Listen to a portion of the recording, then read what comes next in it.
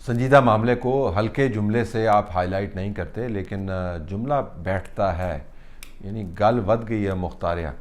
CM KP जब मंजर-ए-आम पर नहीं थे तो बहुत सारी स्पेकुलेशन हो रही थी कि उनके साथ पता नहीं क्या क्या हुआ इस्लामाबाद के अंदर, और लोगों ने लंबी लंबी छोड़ी। वो लोग जो ये कह रहे थे कि उनको ख़ास किस्म की ट्रीटमेंट दी गई है, उन्होंने भी लंबी लंबी छोड़ी। वो लोग जो कह रहे थे कि वो डट गए और उन्होंने पता नहीं क्या किया, उन्होंने भी बड़ी लंबी लंबी छोड़ी। उनके अपने जो नुमाइंदगान हैं जो कह रहे थे जी कि एक मीटिंग थी लॉ एंड ऑर्डर की, उसके अंदर उन्होंने वो अटेंड किया, उन्होंने कोई बड़ी बात नहीं है, उनको भी शर्मिंदगी होगी जब वो ये बयान सुनेंगे। 6 महीने से एक सूबे का वज़ीर आला कह रहा है कि मेरे पे 1 घंटे में 7 जिलों में FIR है और मैं वहां मौजूद नहीं हूं, मेरी फोटो दिखा दो, मेरी वीडियो दिखा दो। किसी के कान पे जू नहीं रेंग रही। मैं ललकारूं तो फिर मेरी बात पसंद नहीं आती। मैं तुम्हारे बाप का नौकर हूं, मैं तुम्हारे बाप का मुलाजिम हूं, मैं तुम्हारा मुजारा हूं, मैं एक पाकिस्तान का शहरी हूं, मैं एक आजाद इंसान हूं। आपको मुझे जवाब देना पड़ेगा। आप मुझे जवाब नहीं देंगे तो मैं बोलूंगा, मैं पूछूंगा, मैं ऊंचा बोलूंगा, मैं आवाज ऊंची करूंगा, मैं निकलूंगा। मुझे आइन कहता है। अभी परसों पता चला कि मैंने एक DSP के करपट्टी पे पिस्तौल रखा है, पता नहीं बंदूक रखी है। मैं आपको लिख के दे रहा हूं और बता रहा हूं कि मैंने तो नीली वर्दी वाला कोई बंदा देखा नहीं है। इस पूरे रास्ते में जाते हुए और आते हुए मैंने कोई नीली वर्दी नहीं देखी है इस्लामाबाद पुलिस की। लेकिन मैं तुम्हें बता रहा हूं DSP साहब, अब मैं तुम्हें ये बता रहा हूं, अब इसको कहें ये धमकी है, ये धमकी नहीं है, ये इस्लाह है। तुम मेरे साथ जातियात कर रहे हो। जो तुम्हें कह रहा है, जो तुमसे करवा रहा है, तुम्हारे से मैं वो नाम भी उगलवाऊंगा और तुम्हारे से मैं पूछूंगा कि तुमने किससे कहने पे काम किया।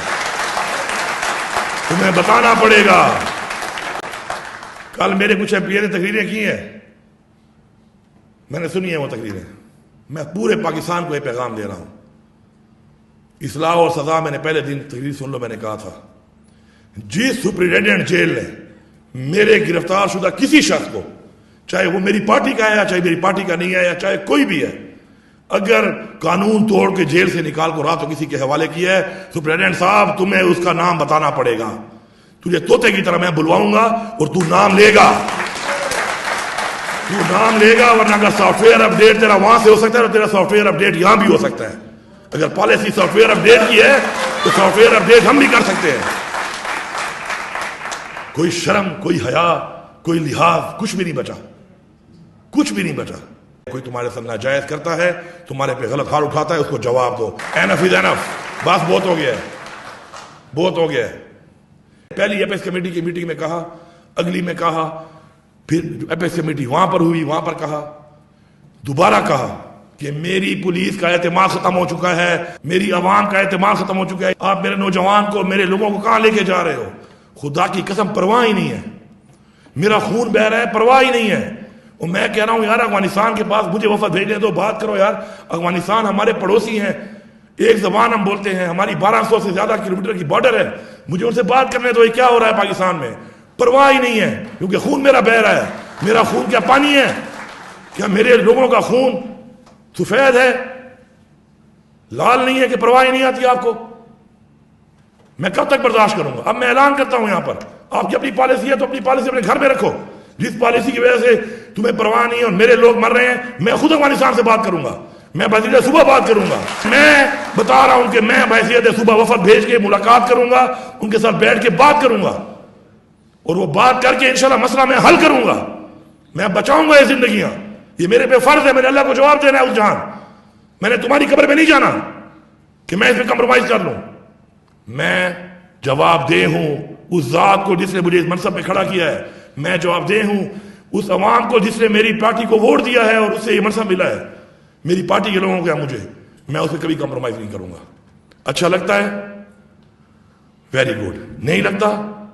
सो क्लियरली सीएम केपी इस वक्त एक ऐसे मूड में है जो केपी असेंबली ने ऑलरेडी रिफ्लेक्ट करना शुरू कर दिया। कल के स्टेज के अंदर भी मैंने ये बात की थी कि ये मामला आपको जो शुरू होता हुआ नज़र आता था किसी ज़माने में, फिर ख़त्म हो जाता था और उसके बाद कुछ कमेटी बनती थी, कुछ कमीशन बनता होता था और फिर रिपोर्ट आती थी, तो आते आते बहुत सारा पानी दरियाओं में से गुजर जाता था और लोग मामले को भूल जाते थे। ये वहाँ पे नहीं रुका, ये मामला फैला है, ये मामला जलसे से शुरू हुआ, ये मामला फिर सीएम की चंद घंटों की गुमशुदगी पर मुंतज हुआ, फिर उसके बराबर में पार्लिमान में से पार्लियामेंटेरियंस को उठाया गया, फिर मुकदमात बनाए गए, फिर उसके बाद असम्बली के अंदर हाहाकार मची, फिर बार्स बीच में आ गए, फिर असम्बली के अंदर तकरीर हुई, उससे पहले करारदाद आई जो हमने कल आपको स्टेज में दिखाई, और आज सीएम ने जो तकरीर की है वाज़े अंदाज से वो पैगाम दे रहे हैं कि इस मरतबा ये मामला किसी कमीशन की नज़र नहीं होगा। अब जो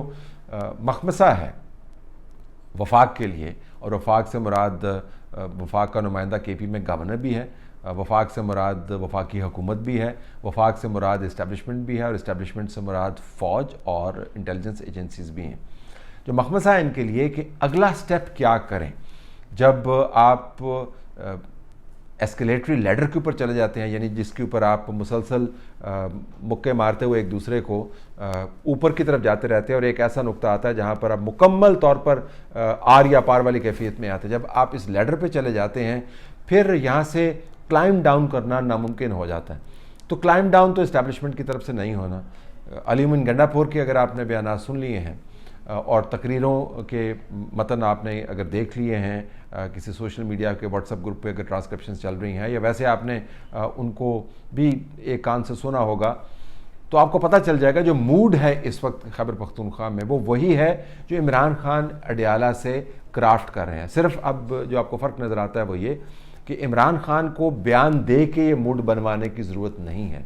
ये मूड अब सीप कर चुका है खैबर पख्तूनख्वा के चीफ मिनिस्टर के जहन में, ये मूड अब सीप कर चुका है उनके इर्द गिर्द के लोगों के अजहान में, असम्बली की करारदादों की सूरत में, असम्बली की स्पीचेस की सूरत में, और अब ये लावा आपको फटता हुआ नज़र आएगा। बराबर में आपको खैबर पख्तूनख्वा के मखदूश हालात नज़र आते हैं जिसके अंदर पुलिस वाले लकी वरवत के अंदर एहतजाज कर रहे हैं दहशत गर्दी के हवाले से। एहतजाज आपको फैलता हुआ नज़र आता है।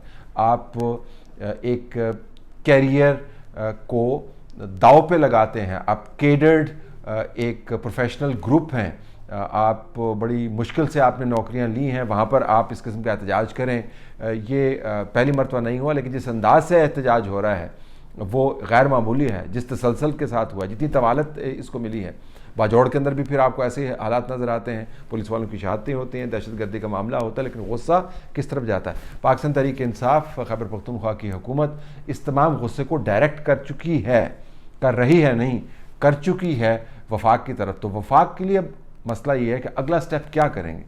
गवर्नर राज लगाएंगे, गवर्नर राज की अपनी कॉन्स्टिट्यूशनल रिक्वायरमेंट है, कोर्ट्स के अंदर उसको चैलेंज किया जाएगा। मुकदमात को आपने देख लिया, रिमांड तो आपने दे दिए, लेकिन जिस किस्म के चैलेंजेस हैं कोर्ट के अंदर, अगले 2 दिन के अंदर ये मामलात भी तय होते हुए नजर आएंगे। फिर आपके पास ये ऑप्शन होगी कि कोर्ट के मामलात के ऊपर आपने अमल दरामद करना है या नहीं करना, तो कोर्ट के साथ एक अलहदा बैटल चल जाएगी।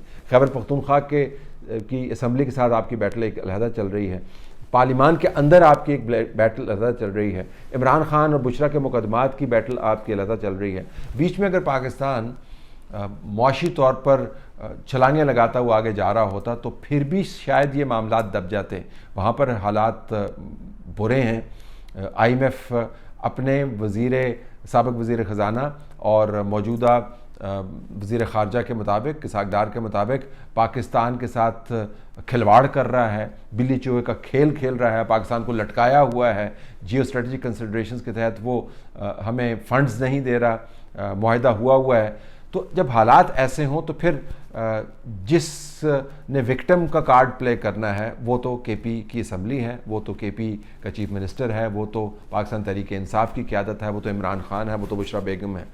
लेकिन जिसके ऊपर इल्ज़ाम लग रहा है उसका मसला ये कि अगला स्टेप उसका क्या होगा। हालात ठीक नहीं हुए पिछले 72 घंटों की कार्रवाइयों से, बहुत ख़राब हो गए हैं। आगे जो आप स्टेप उठाएंगे उनके नताइज इससे ज़्यादा ख़तरनाक निकल सकते हैं, चाहे आपके स्टेप बहुत अच्छी इंटेंशंस के साथ उठाए गए हों। लेकिन देखना ये होगा कि स्टेप होगा क्या, लेकिन इसको इग्नोर नहीं किया जा सकता क्योंकि गुस्सा और जहर आपको अब फैलता हुआ नज़र आ रहा है।